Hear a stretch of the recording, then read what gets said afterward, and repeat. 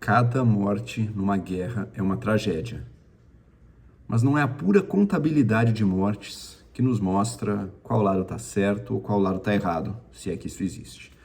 Bom, bem-vindos ao meu canal, eu sou Joel Pinheiro. Aproveita que você está aqui, já curta esse vídeo, compartilhe com mais pessoas. Aqui no meu canal você pode esperar sempre discussão dos temas importantes da sociedade, com profundidade, com nuance e com posicionamento. Estamos acompanhando agora a guerra entre Israel e o Hamas, guerra que se prolongou. O governo de Israel já tomou medidas contra a faixa de Gaza, teve um corte, pelo menos parcial, aí, de abastecimento, mandando a população evacuar a parte norte da faixa de Gaza. Está todo mundo aguardando algo que quase com certeza vai ocorrer, né? O exército israelense invadir a faixa de Gaza, coisa que não fazia há quase 20 anos, desde que saiu. Mas dado que está à mercê de um grupo terrorista que fez um ataque tão brutal ao país, parece que não sobra muita alternativa. Isso sem falar dos bombardeios, que já foram muitos, né, que seguem e que vem tendo muitas e muitas mortes. Né?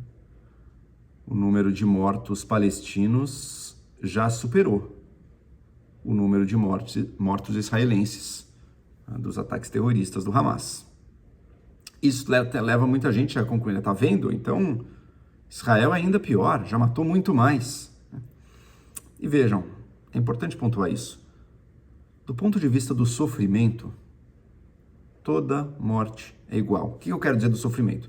Tanto da pessoa que perde a vida, estamos falando aqui de civis, tá? Principalmente, civis dos dois lados, e sim, civis dos dois lados perderam a vida.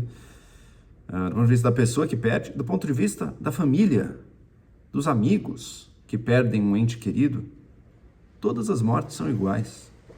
Todas as mortes vão deixar o mesmo buraco. Não importa o lado que esteja, se era pais palestinos, pais israelenses perderam um filho, não importa o lado que esteja, não importa a forma como se deu, se foi com bomba, se foi com tiro. Não importa ainda mais as discussões estratégicas, éticas, as justificativas ou não justificativas, discussões políticas que rodeiam a morte. A morte é um fato brutal em si. E eu não tenho dúvida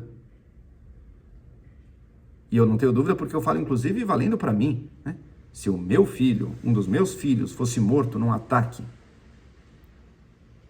eu com certeza iria odiar com todas as forças quem me atacou.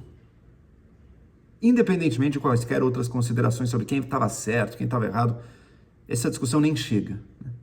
Porque a morte daí afeta num nível muito visceral, cada um. Agora, esse sentimento, ele não pode ser a palavra final quando a gente analisa um conflito buscando a justiça, buscando, portanto, uma consideração mais objetiva sobre a ética de cada caso. Não é porque a gente está em guerra que deixa de ter qualquer regra. Então, estamos em guerra, então pode matar quem eu quiser. Não é assim. Mesmo dentro da guerra, há uma certa ordem ética esperada, reconhecida, por exemplo, no direito internacional, que prevê crimes de guerra, inclusive. Tá? Então, do ponto de vista do sofrimento, toda a morte é igual. Do ponto de vista ético, nem todo ato que causou mortes é equivalente. Numa ponta do espectro, a gente tem um ato como o do Hamas. Bom, ele fez aquilo que todo mundo concorda que é o mais abjeto, o mais monstruoso, né? Mirou civis inocentes. Matou civis inocentes. Matou civis inocentes de forma deliberada. O objetivo ali era esse: causar o terror, matando de forma brutal.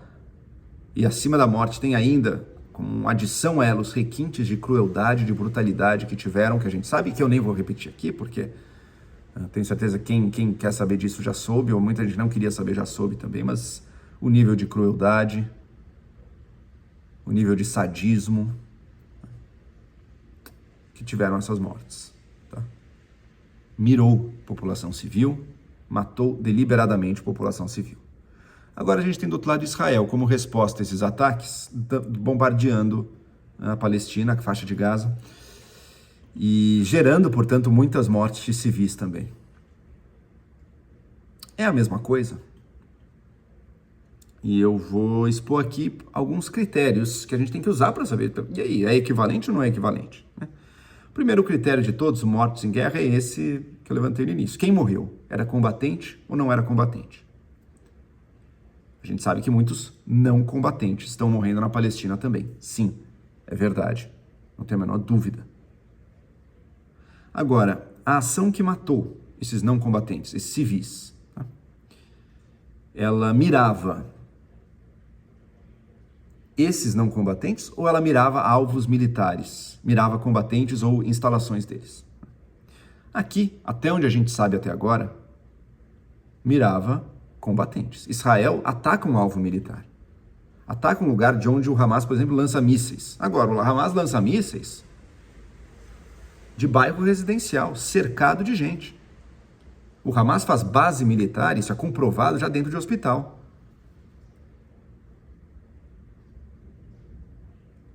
O objetivo do bombardeio de Israel é matar civis? Até agora eu não vi ninguém mostrar isso. Pelo contrário, parece que sempre tem. Israel escolhe um imóvel e escolhe aquele imóvel baseado em evidências de que ali tem combatentes ou arsenal ou munições, né, equipamentos.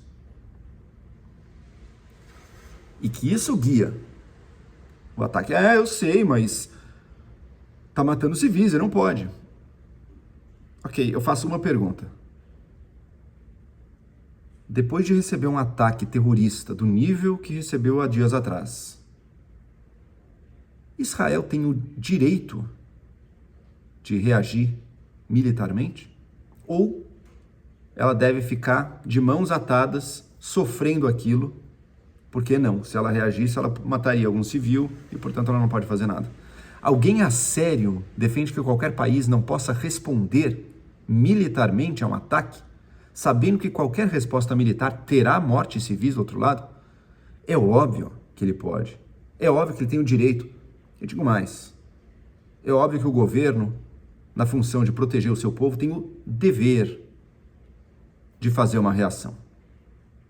Uma reação que garanta que isso não aconteça mais, uma reação que busque destruir os inimigos que fizeram aquilo. Todos os países têm esse direito. Mas ele não pode ser exercido de qualquer forma. Então mirou o alvo militar. Ok. Agora é a segunda pergunta. Sabendo que vai ter como dano, não objetivo, mas dano colateral, a perda de vidas de civis, e que esse dano colateral é algo seríssimo, o país toma medidas, o governo toma medidas para pelo menos tentar reduzir o número de mortes de civis? Por tudo que a gente está vendo até agora, em alguma medida, Israel toma medidas sim. Uma das medidas, avisar moradores tempos antes de que vão sofrer ataques. Aquele imóvel vai sofrer um ataque. Avisa isso por meio de mensagem de texto, por folhetos, por ligações e até por minutos antes do ataque, um tiro que bate no telhado do imóvel, mas não destrói tudo, para quem ainda ficou lá, fuja. Vá para outro lugar, outro bairro. Vai para a casa de um parente, vá para uma base da ONU, vá para uma escola, vá para uma mesquita, né? Vá para uma igreja. Tem igreja também na faixa de Gaza. Israel tem essas políticas. Então significa que ela é boazinha, não traz de errado. Não, de jeito nenhum. Mas mostra que há uma preocupação de reduzir mortes de civis e que de fato funciona. Tem pessoas que salvam a vida. A situação delas deixa de ser dramática. Então tá tudo bem? Claro que não. As mortes são zeradas de civis? Não, também é verdade que não. Mas elas são reduzidas. E elas são reduzidas mesmo, veja, a custo de que terroristas acabam se salvando também. Combatentes do Hamas acabam se salvando também. Tá? Isso é real. Veja, se o objetivo de Israel fosse destruir o povo palestino, ela não teria investido tanto e tanto tempo num sistema defensivo contra os mísseis que vêm da faixa de Gaza, né? Que destrói os mísseis.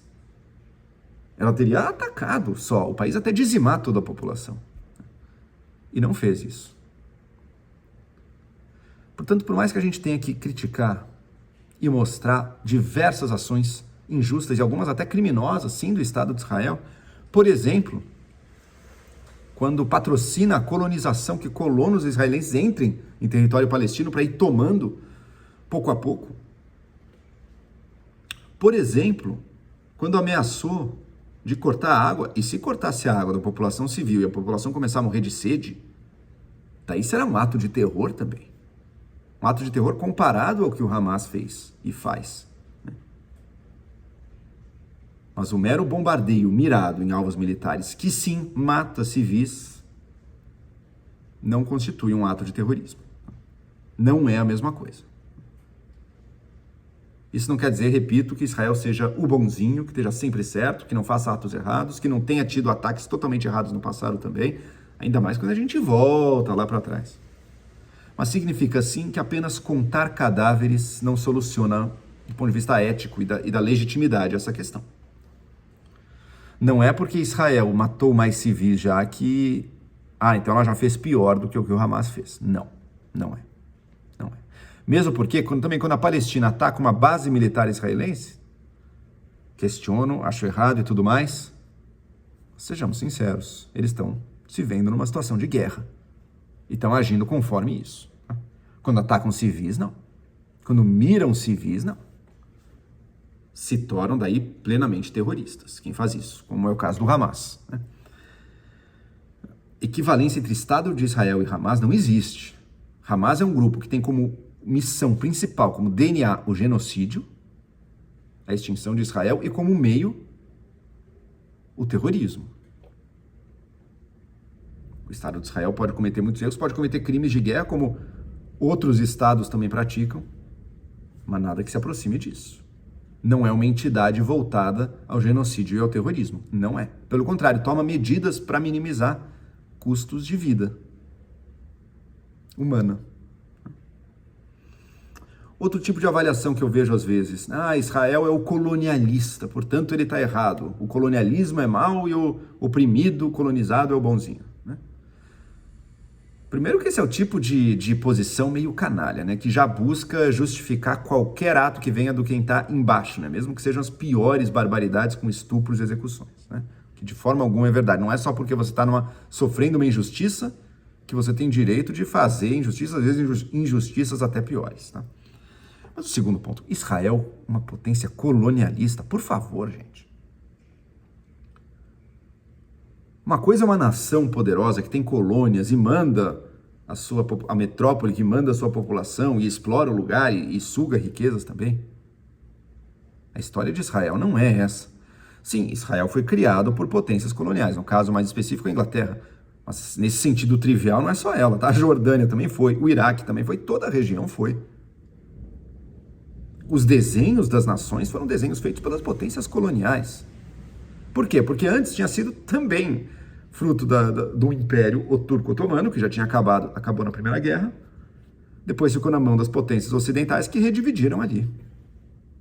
E criaram Israel no fim da Segunda Guerra, como um refúgio para o povo judeu, que já foi tão perseguido. A população de Israel não são representantes da metrópole vindo colonizar um novo lugar. São pessoas que fugiram da perseguição. Seja, por exemplo, no leste europeu, muitos judeus vieram do leste europeu, onde sofriam perseguição pesada na Rússia, em outros países. Ou seja, e isso pouca gente fala, tanta gente que critica, com alguma razão, porque Israel, pelo deslocamento dos palestinos na fundação do Estado de Israel, e teve centenas de milhares de pessoas que perderam suas casas, sim, mas não falam do outro lado.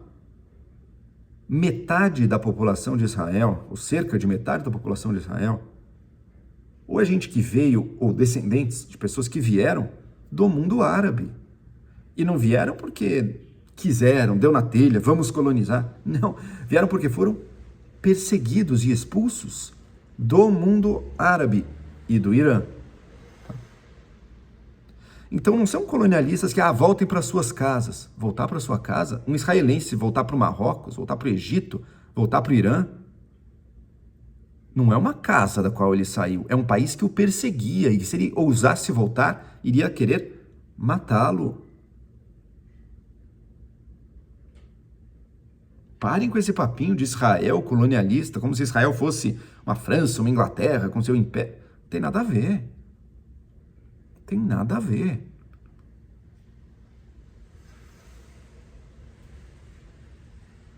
Essa questão não vai ser resolvida nisso. Tá?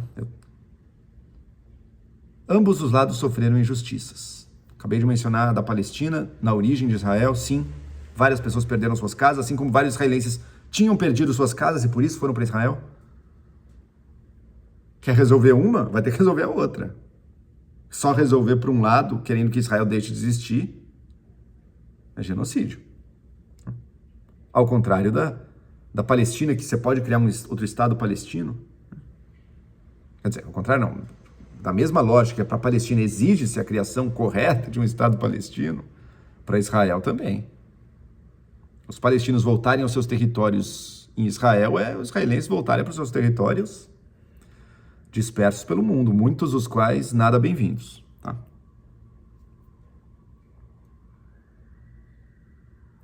Houve injustiça também no tratamento, muitas vezes, dos palestinos hoje em dia, não tenho a menor dúvida. E há injustiça gritante no tratamento dos judeus que fugiram e se refugiaram. Finalmente foi criado um porto seguro para os judeus de qualquer lugar do mundo. Assim como é injustiça querer que Israel deixe de existir. Tá? Para finalizar, eu comecei falando das mortes de atentados terroristas e de bombardeios, como valor dessas vidas, e para quem sofre, todo o resto da discussão acaba ficando, não importa. Né? Mas que contar cadáveres também não é o caminho de saber a justiça? Não, não é. Agora, ficar sabendo dessas mortes de ambos os lados, ver os vídeos. Eu vi vídeos de jovens, tanto israelenses quanto palestinas, pais que perderam seus filhos, gente desesperada. Quando você deixa de levar em conta a contagem de mortos, quando você passa a olhar para o sofrimento humano de ambos os lados, aí sim, acredito eu, tem um primeiro passo para você buscar uma solução. Quer dizer, peraí, gente, nunca, se a gente for decidir a questão pela via da justiça pura, nunca chegaremos. Mas olhando o sofrimento e pensando que é um imperativo, assim, importantíssimo, reduzir esse tipo de sofrimento, garantir que esse sofrimento não aconteça no futuro. Daí a gente é levado a querer negociar em termos mais pragmáticos. Fácil para mim dizer, não estou ligado ali. Mas eu sei muito bem que no passado, guerras religiosas, por exemplo, só acabaram quando os dois lados cansaram de sofrer à toa. Sofrer em nome de um princípio abstrato. Sofrer em nome de uma crença do outro mundo. Não. Olha o sofrimento aqui agora. É a mensagem de Hobbes, né? O Hobbes, o fundador do liberalismo filosófico, que é o Hobbes, partiu em parte desse insight, né? Não existe acordo quanto ao bem absoluto, o sumo bem. Isso não existe. Diferentes concepções, diferentes temperamentos, a condição humana varia muito, diferentes situações históricas, antagonismos. Então o sumo bem não existe. Mas o mal supremo, esse em alguma medida existe. O mal supremo é o que a gente viu nos vídeos que circularam esses dias, seja de Israel, seja da Palestina. É aquilo, é aquela destruição da vida, destruição da esperança, a morte violenta, que na sua realidade, na sua perda, perde qualquer sentido maior. Sabendo disso, vamos sentar para negociar. Infelizmente, Israel e Palestina não estão nesse lugar hoje em dia. Mas todos nós que nos importamos de verdade, não só para defender um lado, tá? Não me venham dizer que, Joel, você é pró-Israel. Defendo que Israel exista. E defendo que a Palestina exista também. Quem está comprometido com isso, com os direitos humanos, quer ver uma solução. Não quer que um lado prove e erradique o outro porque a justiça e a verdade estão do seu lado. Não tem isso. Ambos vão ter que coexistir. Vai ser difícil, vão ter que abrir mão de muita coisa, vão ter que abrir mão de um certo sentimento de orgulho, em alguma medida, vão. Mas terão que coexistir. E quem não está dizendo isso, quem está querendo que um lado deixe de existir, é essa pessoa pode falar as palavras que quiser, pode usar os eufemismos que quiser, pode se dizer progressista, anticolonial, o que quiser. Democrata. Essa pessoa não é nada dessas coisas. Fiquem atentos.